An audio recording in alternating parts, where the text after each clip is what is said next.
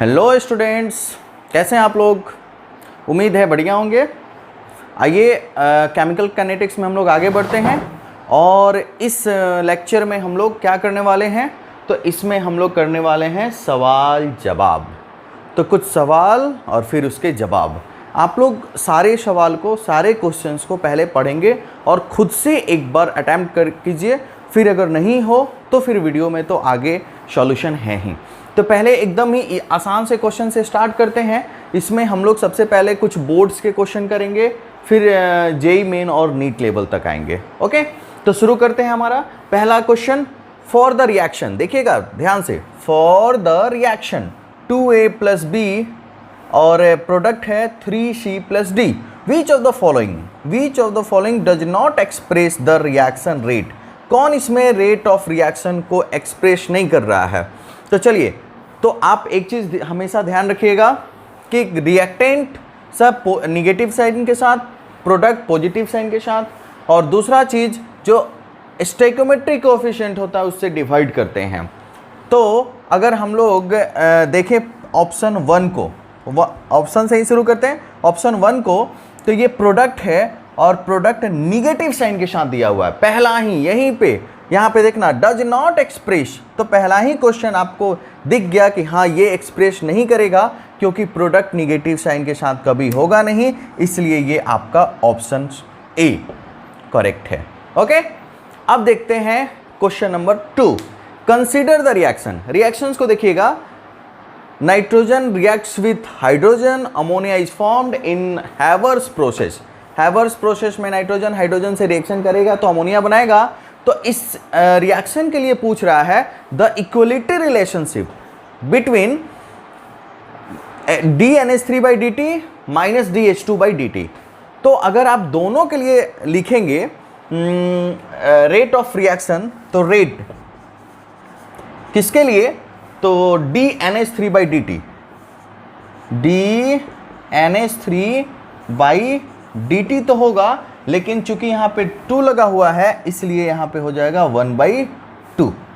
चलो, और फिर रेट आप लिखेंगे किसके लिए, H2 के लिए, तो DH2/dt, और ये रिएक्टेंट है तो निगेटिव साइन के साथ, और यहाँ पे देखना 3 लगा हुआ है, इसका स्टोइकियोमेट्रिक कोएफिशिएंट 3 है, तो इंटू 1/3। अब इन दोनों को आप इक्वल कर दीजिए। दोनों को इक्वल करेंगे तो DNH3/2dt इक्वल टू -DH2/3dt। चलो, अब देखना ये कहाँ पे मैच किया। पहला तो बिल्कुल नहीं, सेकंड DNH3/dt माइनस, यस, यहाँ पे ये 2 को इधर भेज दीजिए तो क्या हो जाएगा, DNH3/dt इक्वल टू -2/3 DH2/3dt। चलिए, तो यहाँ पे आपका ऑप्शन बी करेक्ट है। ओके, चलिए कुछ और क्वेश्चंस देखते हैं। आइए, तो अब नेक्स्ट क्वेश्चन देखते हैं। For the reaction 2A 4B + C, the concentration of B is increased by 5 × 10⁻³ mole per liter in 10 seconds. Calculate the rate of appearance of B and the rate of disappearance of A। मतलब rate of appearance और rate of disappearance की बात कर रहा है। तो सबसे पहले आप देखिए कि गिवन क्या है। तो गिवन है concentration of B, concentration of B given है, और वो है 5 × 10⁻³ मोल पर लीटर, और दूसरा गिवन है टाइम, यानी यहाँ पे आपको डेल्टा बी गिवन है और डेल्टा टी गिवन है। तो डेल्टा टी इक्वल टू कितना हो जाएगा, 10 सेकेंड। अब देखना ध्यान से, तो अब हम लोग को निकालना है rate of appearance of B.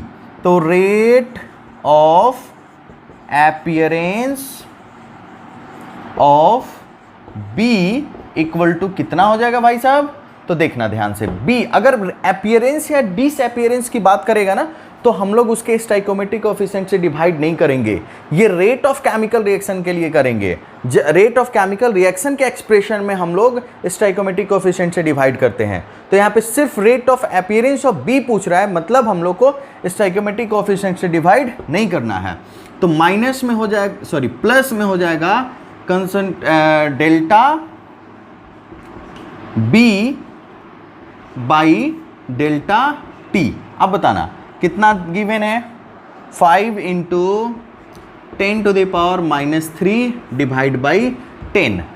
अगर 10 ऊपर चला जाएगा तो कितना हो जाएगा, 5 इंटू 10⁻⁴ मोल पर लीटर पर सेकेंड। ये एक आंसर आ गया, पहले का तो आंसर आ गया। अब देखना सेकेंड, अब इसमें पहला पार्ट ये हो गया। बी में पूछ रहा है कि रेट ऑफ डिसअपीयरेंस ऑफ ए। अब रेट ऑफ डिसअपीयरेंस ऑफ ए के लिए हम लोग को रेट ऑफ केमिकल रिएक्शन से इन दोनों में रिलेशन देखना होगा। तो देखना rate of reaction equal to क्या हो जाएगा बताइए। तो यहाँ पे हो जाएगा minus delta concentration of A by delta T, और हम लोग को डिवाइड करना पड़ेगा 2 से, इक्वल टू, अब यहाँ पे बी है तो plus delta concentration of B by delta T, और यहाँ पे डिवाइड करना पड़ेगा 4 से। चलो अब क्या करते हैं, अब इस 2 को इधर भेज देते हैं। जब 2 को इधर भेज दीजिएगा तो आपको रिलेशन मिलेगा क्या, तो अच्छा, अब ये रिलेशन तो आ गया, अब इस रिलेशन का यूज करते हैं।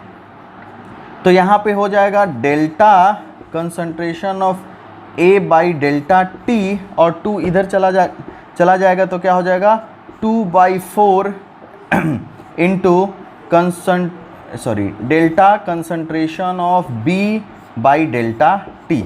चलो अब ये निकालना है हम लोग को concentration of A by delta T, और इसी को आप कहेंगे यहाँ से रेट ऑफ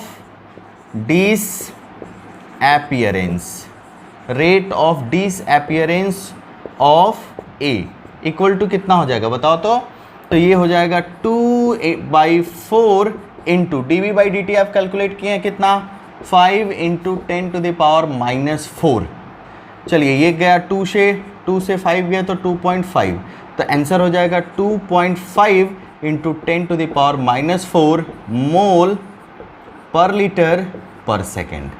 चलिए, और ये जो क्वेश्चन है ये आपसे पूछा गया था CBSE 2009 में। ओके, तो देखा आपने कैसे रेट ऑफ अपीयरेंस और रेट ऑफ डिसअपीयरेंस जब निकालना होगा तो हम लोग को रेट ऑफ केमिकल रिएक्शन से रिलेशन लेके तब रेट ऑफ डिसअपीयरेंस या फिर रेट ऑफ अपीयरेंस हम लोग को कैलकुलेट करना होगा।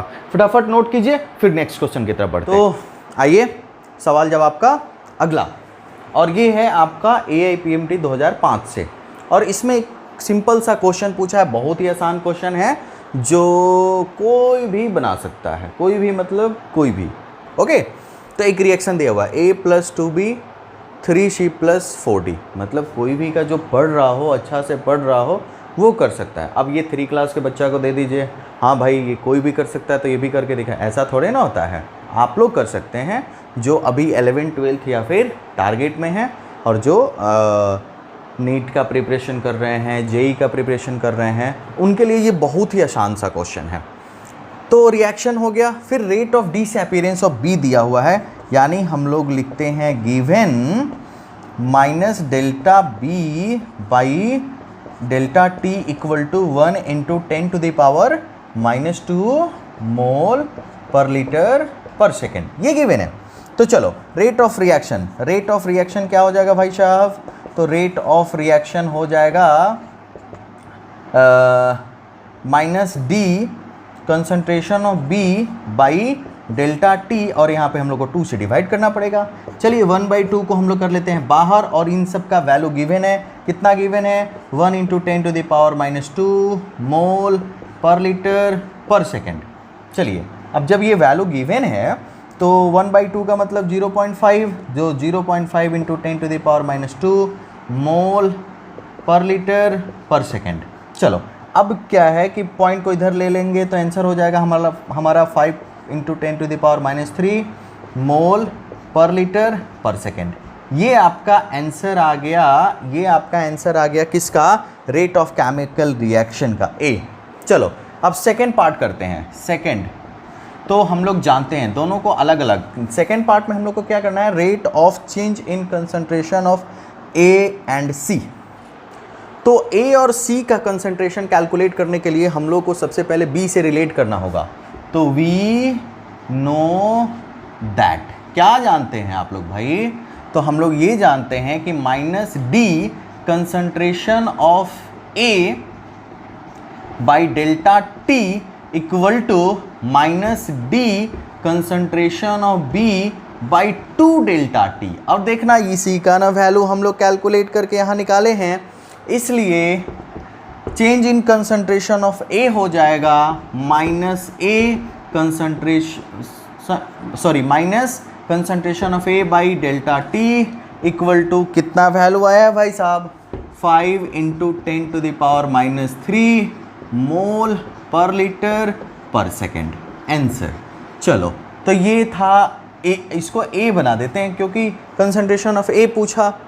अब change in concentration of C, change in concentration of C के लिए हम लोग को सी और बी में रिलेशन या फिर सी और ए किसी के साथ रिलेशन ला लीजिए, क्या फ़र्क पड़ता है? तो यहाँ पे हो जाएगा plus delta concentration of C by delta T, यहाँ करना पड़ेगा 3 से divide equal to minus delta B. अच्छा ए ही कर लेते हैं, चलो बहुत ही आसान, ए बाई डेल्टा टी, क्योंकि ए तो हम लोग कैलकुलेट कर चुके हैं। चलिए 3 को इधर भेज दीजिए, तो delta concentration of C by delta T equal to हो जाएगा 3 इंटू, अब चलिए ये पूरा वैल्यू को पुट कीजिए, पूरा वैल्यू कितना है? 5 into 10 to the power minus 3 mole per litre per second. तो ये आ जाएगा delta concentration of C by delta T equal to 15 into 10 to the power minus 3 mole per litre per second answer. Okay, फिर next question. तो आइए next question की तरफ बढ़ते हैं, और नेक्स्ट क्वेश्चन फिर से है हमारा AIPMT, और ये है AIPMT 2010 का। किसी में हम ये ऑप्शन नहीं लिख रहे हैं क्योंकि ऑप्शन ज़्यादा जगह ले लेगा हमारा, हम लोग आंसर लाते हैं, ठीक है? तो देखना एक सिंपल सा फिर से क्वेश्चन है, बहुत ही आसान सा क्वेश्चन है। एक रिएक्शन दिया हुआ है N2O5 जो डिकम्पोज होकर बनाता है NO2 और O2, ठीक है? अब इस क्वेश्चंस को हम लोग आगे देखते हैं कि क्या क्या गिवन है और क्या हम लोग को कैलकुलेट करना है। तो सबसे पहले हम लोग कोई भी क्वेश्चन करेंगे तो लिखेंगे गिवन। तो गिवन है rate of disappearance of N2O5। अब देखना ध्यान से, तो minus delta N2O5 by delta T equal to given है 6.25 into 10 to the power minus 3 mole per litre per second. अब ध्यान से देखना, यही रेट ऑफ केमिकल रिएक्शन भी हो जाएगा, यही रेट ऑफ केमिकल रिएक्शन हो जाएगा जो rate of disappearance of N2O5 है, क्योंकि यहाँ पे कोई स्टोइकोमेट्रिक कोएफिशिएंट नहीं है। तो हम लोग से क्वेश्चन पूछा है the formation of NO2 and O2 is, किस रेट से NO2 और O2 का फॉर्मेशन होगा। तो सबसे पहले इनका रिलेशन NO2 के साथ फिर O2 के साथ करके दोनों को कैलकुलेट करते हैं। तो चलिए फर्स्ट माइनस, पहले इसको लिख लेते हैं, माइनस नहीं तो प्लस हो जाएगा delta NO2 by 2 delta T. देखना 2 delta T equal to minus delta N2O5 by delta T. अब चलो 2 को इधर कर लो और इसका वैल्यू पुट कर दो यहाँ से, तो इसलिए delta NO2 by delta T equal to हो जाएगा 2 into 6.25 into 10 to the power minus 3 mole per litre per second पर सेकेंड। अब इसको देखो ना, सॉल्व करो इसको, तो मल्टीप्लाई कीजिएगा तो हो जाएगा ये कितना 25 है ना, तो ये हो जाएगा 12.50 into 10 to the power minus 3 mole per litre per second. Okay, अब पॉइंट को इधर भी कर सकते हैं, पॉइंट को इधर करके आप क्या लिख सकते हैं 1.250 into 10⁻⁻² mole per litre per second. ये आंसर आ गया किसका, rate of formation of NO2 का। अब देखते हैं rate of formation of O2, तो plus delta concentration of O2 by delta T। अब देखना स्टोइकोमेट्रिक कोएफिशिएंट से नीचे हम लोग अगर मल्टीप्लाई करें तो इनटू में 1/2 होगा, ठीक है, और इक्वल टू हो जाएगा minus delta N2O5 by delta T। अब ये 2 ऊपर चला जाएगा, तो जब 2 ऊपर जाएगा फिर इधर आप करेंगे तो नीचे आ जाएगा, तो इसलिए, या फिर इधर भेज दीजिए तो इंटू 1/2 हो जाएगा, इसलिए plus delta O2 by delta T equal to हो जाएगा 1/2 इंटू, अब ये वैल्यू पुट कर लो आप, N2O5 का कितना वैल्यू हम लोग निकाले, दिया ही हुआ है, निकाले क्या 6.25 इंटू 10⁻⁻3। अब चलिए ये कैंसिल कर लीजिए इसे, तो ये आ जाएगा 3.125, यस। तो यहाँ आपका आ गया answer, rate of formation of O2 equal to 3.125 into 10⁻⁻3 क्या, मोल per litre per second. Okay, तो देखा आपने कुछ क्वेश्चंस जो हम लोगों ने किया पहले CBSE बोर्ड का, फिर AIPMT का।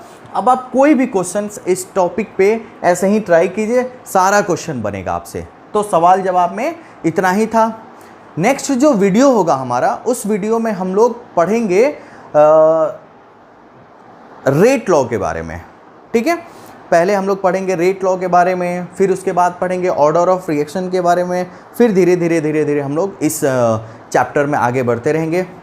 आप डेली क्लास करते रहिए, डेली वीडियो आते रहेगा आपके चैनल पे, और आप नोट्स भी बनाते रहेंगे, क्वेश्चंस भी करते रहेंगे। अगर कोई सजेशंस है या फिर कोई सुधार की ज़रूरत है तो आप कमेंट करके हमको ज़रूर बताइएगा। तो आज के लिए बस इतना ही। आप सभी का बहुत बहुत धन्यवाद। आपका दिन शुभ हो।